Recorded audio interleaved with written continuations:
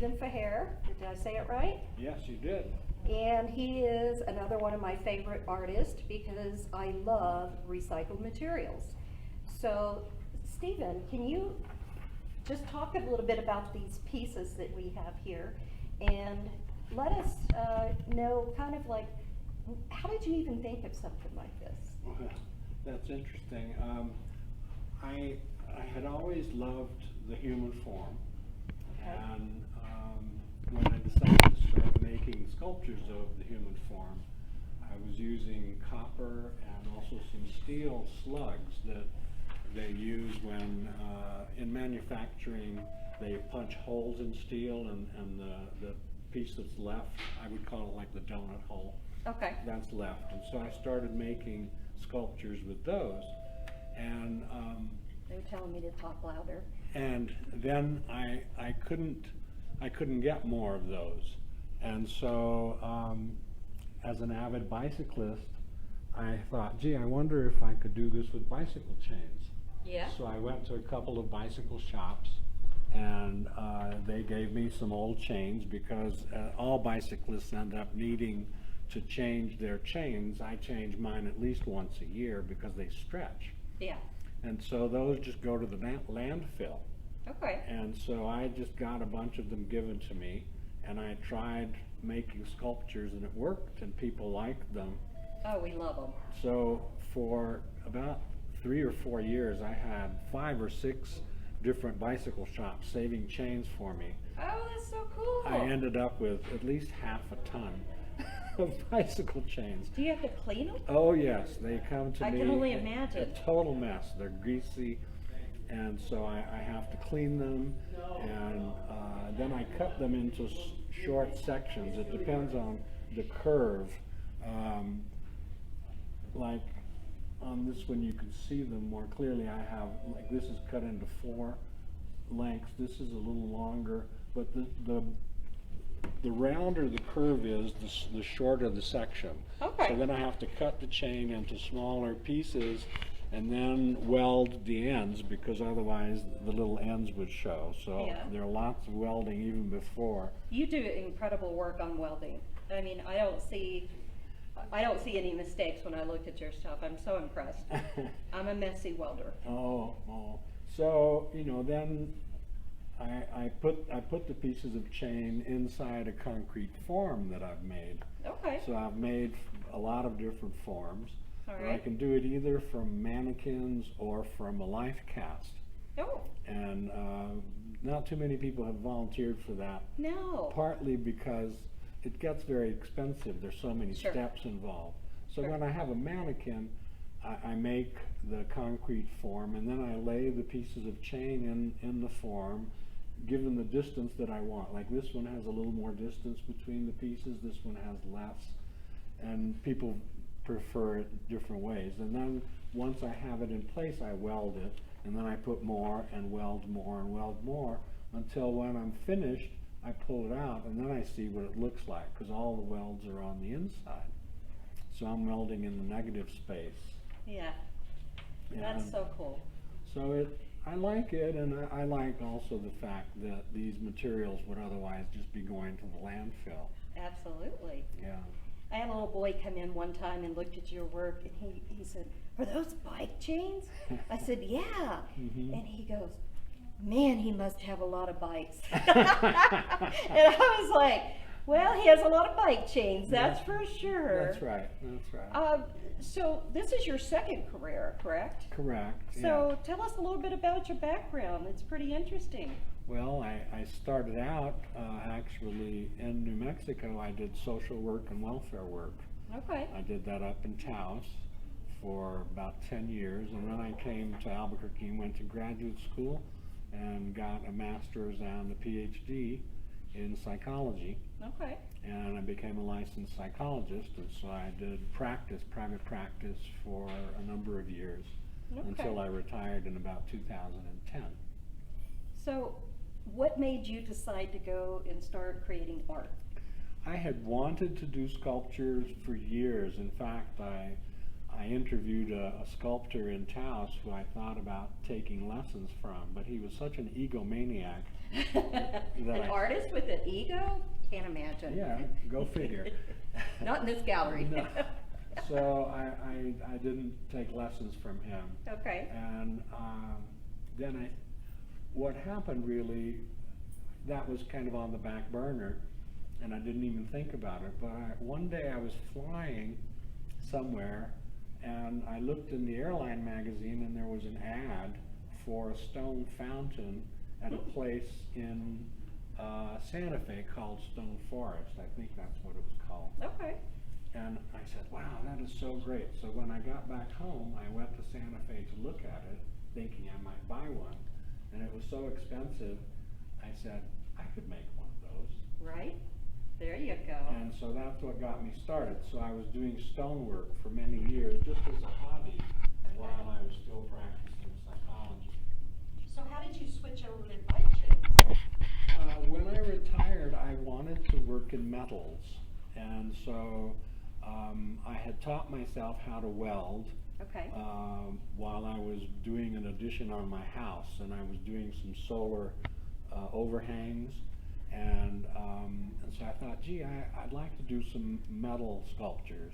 Okay. And I started actually with copper, so I had to teach myself how to braze copper. Oh, that's hard. And so I did that for a while, and I had to make my own wooden mallets so that I could beat the copper into shape.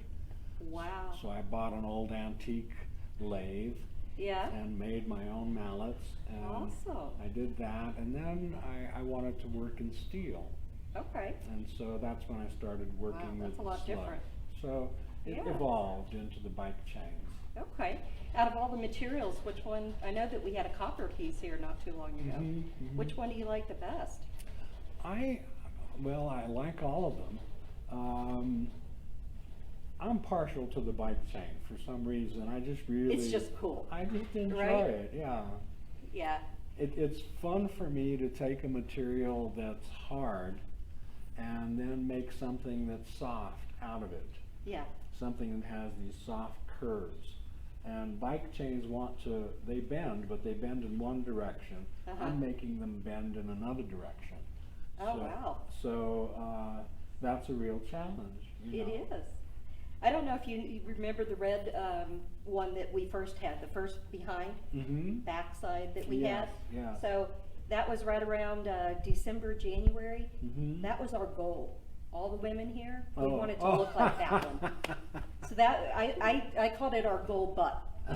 And we all wanted to have one just like it. It was Oh. just perfect. Uh-huh. And someone came in and bought it that actually looked like it. Oh. And you brought this blue one in not too long ago, and I'm like, now that's more doable for me because that's a lot bigger. I've got the volume, just not the shape. But so, it's funny because you make all these different shapes, but people are always drawn to the backside first. Oh, is that right? Yeah, I didn't know if you knew that. No, I didn't. I have one standing piece that's They're saying louder again. Oh, I have one standing piece that's quite busty. Yeah. And it's really interesting. There you go, you got my front side now. And so I have it sometimes outside in other galleries. Yeah. And one day I was in the gallery working, and these little boys got out of a car, and they came over, and it was just so funny. They were probably 7 or 8, and one of them just went out. Right, it just grabbed. And got both boots. I'm sure the parents were horrified. I don't know that they really worried about it much at all. Okay, well, I'd be a little red. Yeah. So. Nice. By the way, Stephen is also offering 20% off tonight. So if you see one of his pieces that you're interested in, we sell quite a few of these. They are just gorgeous, and they're so well made. And if you have young children or you have dogs, I don't think you could break these. I mean, they really are tough as it gets, but they're just amazing. So tell me a little bit about the coatings, because it looks like you can put them inside or out. Some of them can be indoors or out. Okay.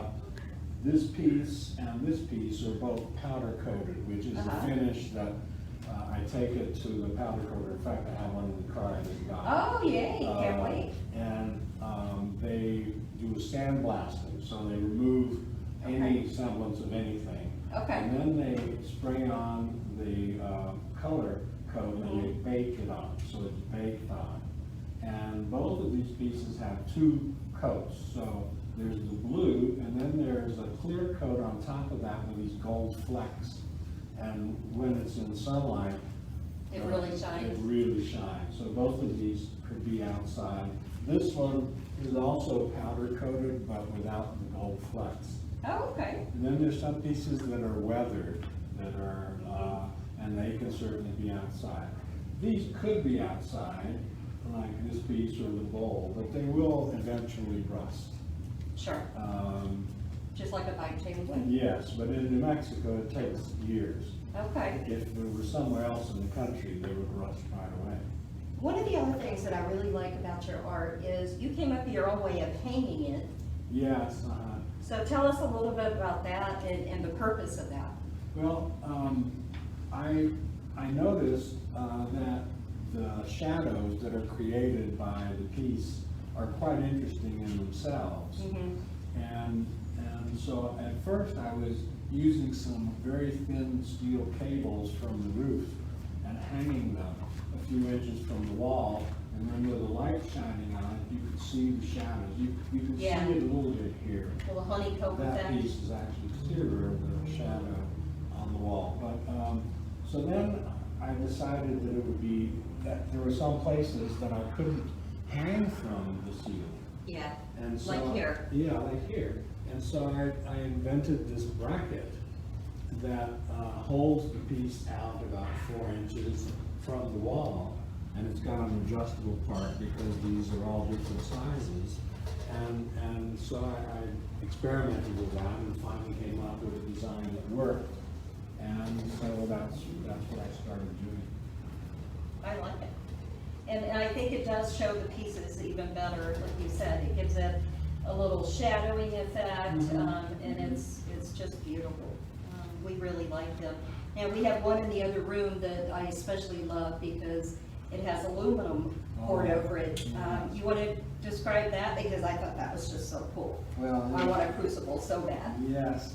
So that one is, I made the bicycle chain piece, and actually that one is with weathered chains.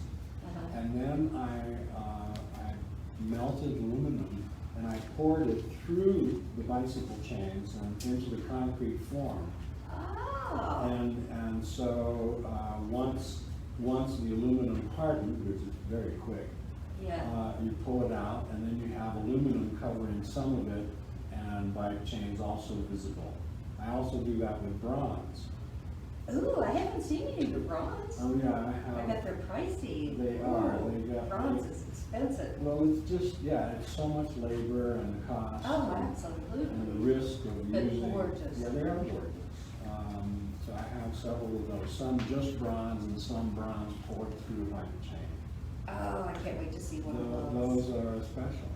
Is there anything new and different besides this that you're experimenting with or Well, thinking about? The piece in the car, actually, I like doing some geometric forms. So recently I made a dodecahedron. Do you know what that is? No, It's I don't even know how to pronounce it. it's a form made with pentagons. Okay. And there's 12 pentagons all put together. And so you have to be pretty precise. And once it's put together, I welded it together. But I have some inch-thick glass. So I put pieces of glass in each side, sometimes one or two in each side. And then I put lights inside. And I have a solar collector which has a controller that automatically turns the lights on when it gets to be dusk. And then I set it to be on for a couple of hours. And that one's pretty cool, but this new one, it's a globe. It's about 15 inches in diameter. Yeah. It has 27 pieces of glass. Oh my gosh. And in addition to having the solar collector and the lights, it'll have a motor, So when it gets dark, the light will come on and you'll see the light through the glass, and then it'll start rotating. Oh, no way. Yeah, and it'll do that for as long as I set it, and then it'll stop. That's so cool. And the next night, it'll come on again. Now, I'm going to call that my Christmas ornament. Yeah. I'm having it powder coated a red. It's a different red than these two. Okay. It's the same red as that. The first the one? dancer that you saw. Okay, which was a very bright It's a red. very bright Yeah. red, and beautiful, with also the gold flecks. One of the things that we love about this little sphere is when you do put a candle in it, is the light just comes out from all Yes. sides, and Yeah. it's just so cool. Uh-huh. And, you know, you don't have to worry about Yeah, getting anything or hurting anything, that's right, you know. that's right. What inspires you with your art? You know, I looked at that question and I wondered, what inspires me really is beauty. That's, for me, art is, the aesthetic of art, for me personally, is about beauty. And part of the beauty that I see is just the simplicity of a curve very Yeah. often. It's the line. And I see that everywhere. Yeah. In nature, in human forms, in geometric forms. So that's really what excites me. And when I get some idea, it usually comes to me in an image. It's not a clear image, I couldn't describe it to you, but I have an image in my mind. And then I start thinking about, okay, how can I bring this image into being? Okay. And so that's the creative process for me, is there's a light that goes on, and I mean, it's not like dramatic in one moment, but it can happen over time, or sometimes I just see it. And then the rest of it, as people often have said, you know, art is 1% inspiration and 99% perspiration. Yeah, absolutely. So I spend a lot of time on the 99%. Do you sketch it out, or No. you just start creating and forming? I can't draw my way out of a paper bag. Okay, all right. I just don't. So there's hope for people who can't draw, I guess. right? It's just the creativity. Mhm. Okay. Yeah. What is the best thing that you get out of doing this art? What is? You know, what I enjoy the most, and what's hardest for me about having it in the gallery, is that it's the joy that I see in people when they see it. Yes. And I've participated in the studio tour in Placitas Yeah. a number of years, and it just was so enjoyable to see people just take, have a second take, because it's an unusual material. Yes. And the word that I hear the most by people who see my work is that it's unique. It is. Because there's no one else that I know of in this country who is doing this kind of work, this well. There are people who do it in a kind of a way that's not, but I just won't put anything out that I don't think is good enough. Well, if I could be honest, I was on the Placitas tour too, after they had already gone and seen him, and everybody that came to my tour would tell me about him. So when I bought the gallery, the first thing I did is look up people that I always had heard about and admired and loved their work and contacted them. So this was one. But people always, by the time, I guess you were, further in than I was. Yes. And by the time they would get to our neighborhood, and people would walk around and they're looking at things, and they were just always talking about it. And so I had to come see it for myself one time, and I do think that it's just really creative. I love the different shapes. I love that you're taking the human form and putting it into, what's the word? It's just so tasteful how you do it. Yeah, I was particularly pleased this past year. I've entered my work in various shows and competitions. As a veteran, I entered 2 pieces in the Regional Veterans Show in Albuquerque. Awesome. And this last year, one of them was a copper piece and the other one was a bike chain piece. both of them got first place in their, Wow. because they were different divisions, Yeah, and one of them got best of show. nice. So as a result, they both pieces were invited to the National Veterans Creative Arts Festival, which was Wow. in Michigan this past year, and both of them got gold medals. And this is out of thousands of Do entries. you have that on your bio here? I think so. Oh, okay, I'll have to look. I didn't know you were a veteran. Yeah. So you get a double discount here. Oh, You yeah. get the veteran discount and you get the artist discount. I see, okay. So anyway, I was really gratified by that. Yeah. It's not that I'm competitive, but it just was an affirmation. Absolutely. And it was something that helped me feel like, yeah, what I'm doing is pretty good. Oh, I love it. I love it. It definitely is one of the ones, one of the pieces, and I've got a long list of all the artists that I love here, and I want one of their works, so this is definitely one of them as well. We talked a little bit about your creative process. Is there any real-life situations that inspire your art? You know, I don't know if your previous career has anything to do with it, or your retirement has anything to do with it, but. Well, you know what's interesting to me about the contrast is that in my previous career, everything was completely unformed. There was no form, there was no physical aspect to it.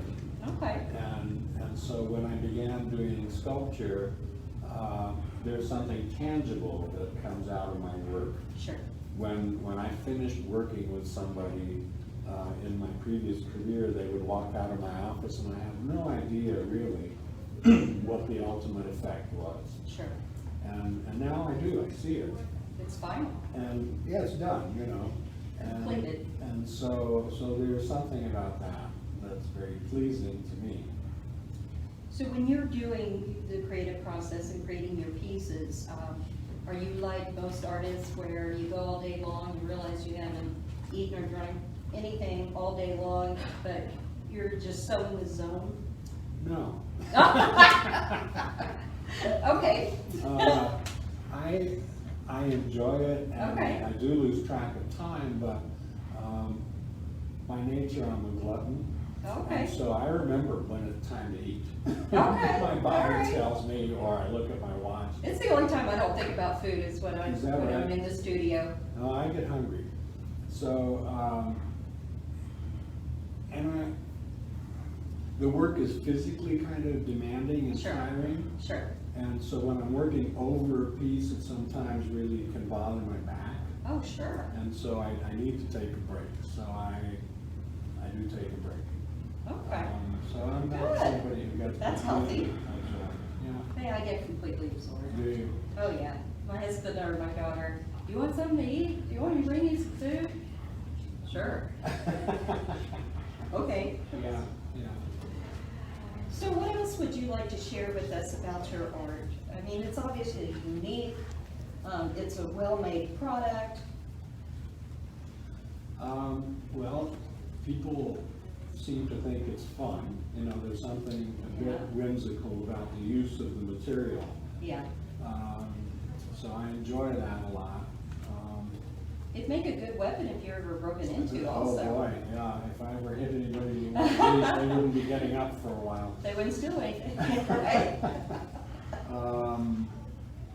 I really enjoy working in my studio, which I built completely. Oh. I built. Now I know who to call. I built a geodesic dome. Wow. It's not very big, but Yeah. it's big enough for me and my tools and my work. And I enjoy it a lot, partly because I love music.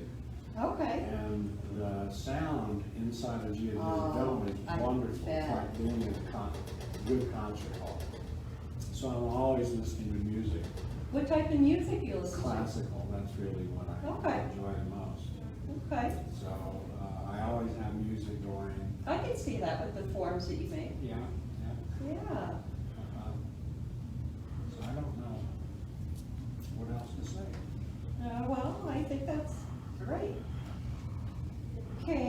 questions we had was, what was the most memorable response you've ever had to a piece of your art?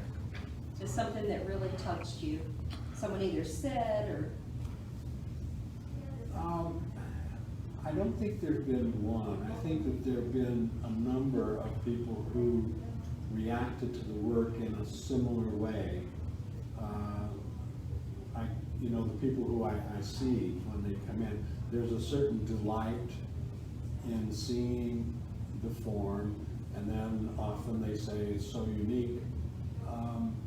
But there's just such an enjoyment in people, and that really makes me happy when other people can be happy with something that I've made. well, they're definitely conversation pieces, to say the least. And, you know, it's great when someone walks in that looks like them and buys one. That doesn't happen very often. Because I have to say, you have really little waste. Yes, that's true. But I think that's part of the beauty, is the very simple form. I had somebody have a profile of this particular body, front and back, but each side, just right profile and the left profile, and I have them in a show, and a couple from Canada were looking at it, and the man bought one because it reminded him of his wife's body. Aww. And so, See, that's the second time that's happened. yeah. I think what's funny for me, and obviously not everybody thinks it's funny, but when people come in and they start looking at these, and they're looking at the back, and I say, we sold the front the other day. And he gets it, and we think it's funny, but usually they look at me like, what? Why would you say something? They don't get it. But we get all kinds of comments from people who come in. Obviously, it's definitely everybody that comes in loves it. They want one. They get great enjoyment out of the creativity that your art brings, and it looks like pieces would just make them happy forever and ever. Well, I'm happy when other people are happy when they buy a piece. That makes me happy. Okay. Well, we've got about 2 minutes left. I don't know if we have any QAs. No? Yeah, I don't know. This is our first time to do a live broadcast, so I'm not sure if we don't have something turned on. But either way, we're going to try to see if we can get this and keep it posted on our website as well as our Facebook for people. But just wanted to say thank you so much for coming by and talking with us and sharing a little bit about your art. It definitely was one of the ones that I just love. Well, thank you. I really appreciate that, and I appreciate being in this gallery. And it's really been very good. There have been some sales, which is great. Yeah. I just really enjoy it. It gives me the wow factor, I say. Thank you. All right, thank you, Stephen. We're gonna head on over to the next one. Great, thanks.